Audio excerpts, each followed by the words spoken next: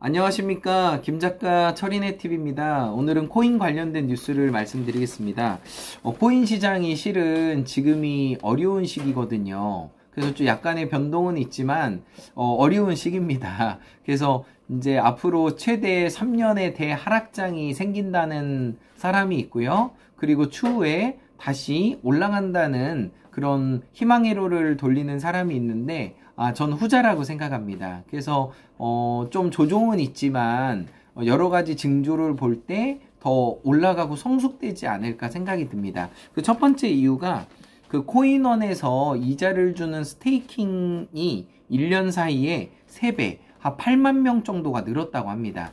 스테이킹이 뭐냐면 말뚝을 받다라는 게 스테이킹인데, 그 쉽게 얘기하면 우리가 은행에 가서 예금을 맡기고 1년치 예금을 받죠. 요즘에 은행에다가 1,000만 원을 넣어두면 1년에 한 10만 원 정도 받고요. 거기서 이제 세금 떼고 15.4% 떼면은 한 7만 원, 5만 원 정도 받는 것 같아요. 그러니까 1,000만 원을 넣었을 때 1년에 5만 원 받기가 힘들어요. 근데 이 스테이킹 같은 경우는, 코인 스테이킹 같은 경우는 이 거래소에서 지금처럼 코인원 같은 경우에서 스테이킹을 하게 되면은 거기에 따른 코인 개수를 이자로 주는 거예요. 대박 아닙니까?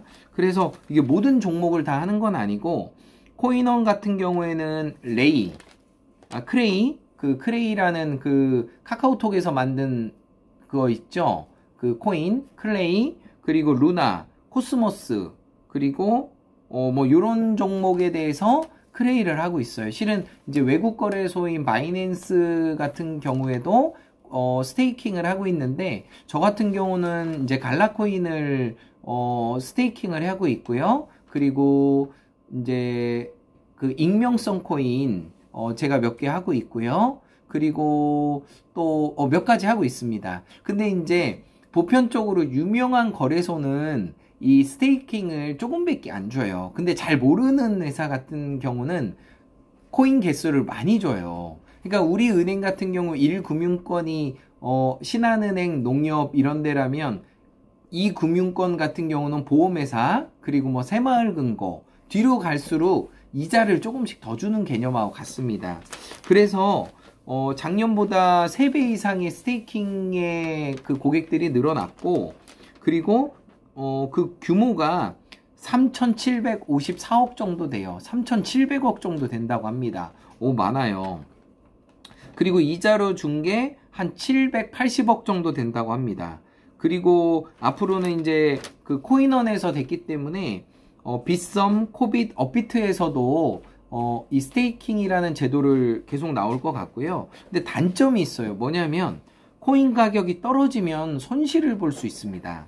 그리고 원금이 보장되지 않는다는 거, 완전 휴지가 될 수 있다는 거, 그거는 좀 기억을 하셔야 돼요. 근데 뭐 절대 휴지는 될 수 없습니다. 그래서 이 코인 시장은 찰리 브라운이 얘기하는 자기가 믿는 것만큼, 또 내가 확신하는 것만큼, 그만큼만 사면 돼요. 그게 100만 원이면 100만 원 사시면 되는 거고, 그게 1,000만 원이면 1,000만 원, 1억이면 1억, 10억이면 10억을 사시면 되는 거예요. 그래서 부자는 항상 내가 확신하는 그 그릇만큼 채워지는 게 저는 부자라고 생각합니다.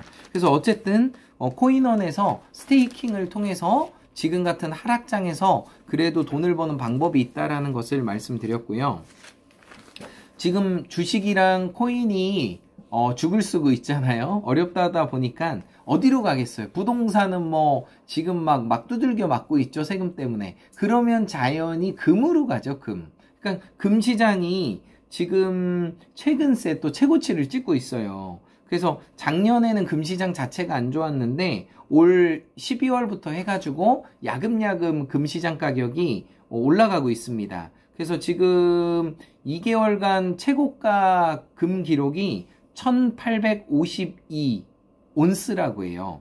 금의 단위가 온스거든요. 온스. 네, 상식적으로 기억하시면 좋을 것 같아요. 그래서 어려울수록 부동산과 주식과 코인이 막히면 금으로 가게 돼 있고요. 또 금값이 떨어지면 이것이 주식이나 코인이나 부동산으로 가게 돼 있습니다. 아니면 또 MMF로 갈 수도 있고요. 그러니까 시장의 이 유동성이 풍부하다 보니까 이것이 이제 열린 쪽으로 조금이라도 유리한 쪽으로 가고 있는 게 현실입니다. 그리고 또 재밌는 이야기가 있는데 제가 좋아하는 로버토 기요사키 이분이 이제 부자 아빠 가난한 아빠를 얘기해서 상당히 유명해졌잖아요. 근데 이분이 트위터에 되게 이런 장문의 영어를 올렸어요. 그래서 이거를 봤더니 너무 재밌어요. 뭐냐면은 지혜의 말씀이라고 로버토 기요사키가 해놨고, 돼지에게 노래를 가르치지 마라. 그것은 당신의 시간을 낭비하고 돼지를 귀찮게 하는 것이다. 바보와 논쟁하지 마라.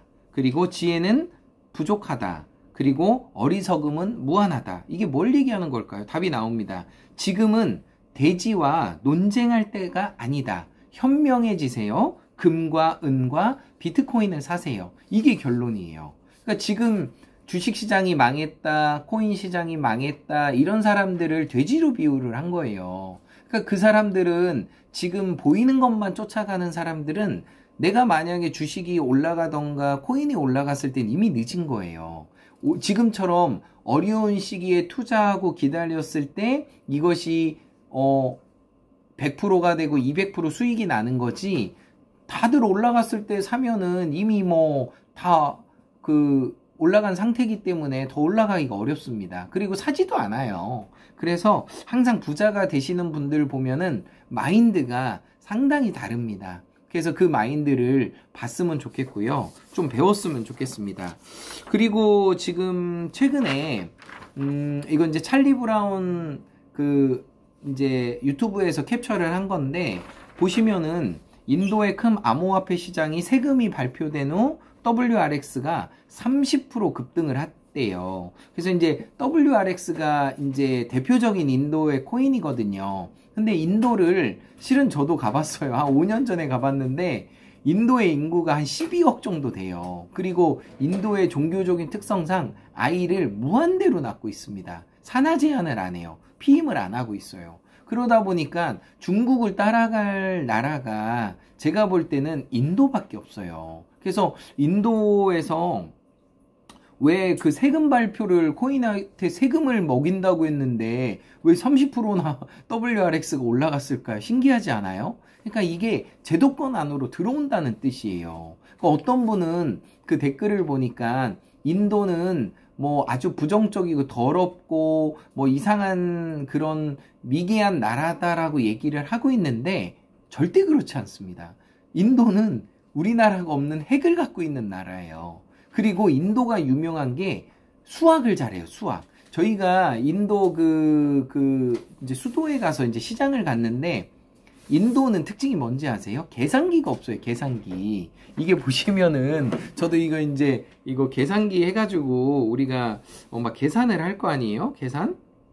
예, 계산을 이거 하잖아요. 근데 인도는 십진법, 이진법 이거를 일찌감치 깨달아가지고요, 이 손으로 계산을 어지간한 건 다 해요. 그래서 계산기가 없어요. 그래서 깜짝 놀랐어요, 제가. 그렇죠. 인도 사람들이 정말 수학을 잘하고 똑똑한 나라예요. 근데 이제 신 자체를 소를 섬기고 이상한 거를 섬기다 보니까 조금 이해 안 되는 게 좀 몇 가지 있어요. 그런 거 빼고는 천재예요, 천재. 그래서 겐지스강의 수에 무한수가 겐지스강의 모래알이라고 해요.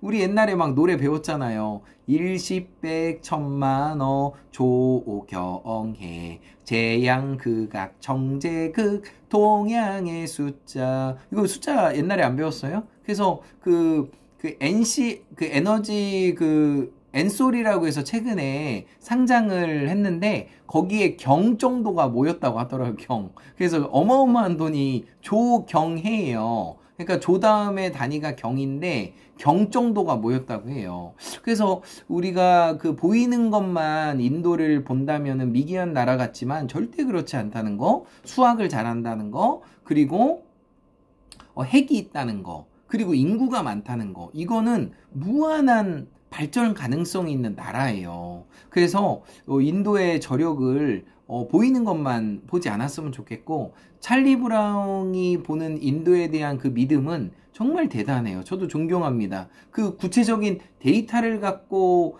그 예측을 하는 거지 아무 허무맹랑하게 그냥 믿는 게 절대 아닌 거예요. 그래서 참 찰리 브라운님을 볼 때마다 이 코인을 2017년, 16년도부터 시작을 했고, 그리고 지금도 매일매일 방송을 해요. 거의 안 쉬어요. 거의 안 쉬어. 그러니까 정말 대단한 분이고 다시 한번 또 감사를 드립니다. 그리고 마지막으로 그 마이크로 스트레이지라는 미국의 이런 기업이 있어요. 기업이 있는데 요번 코로나로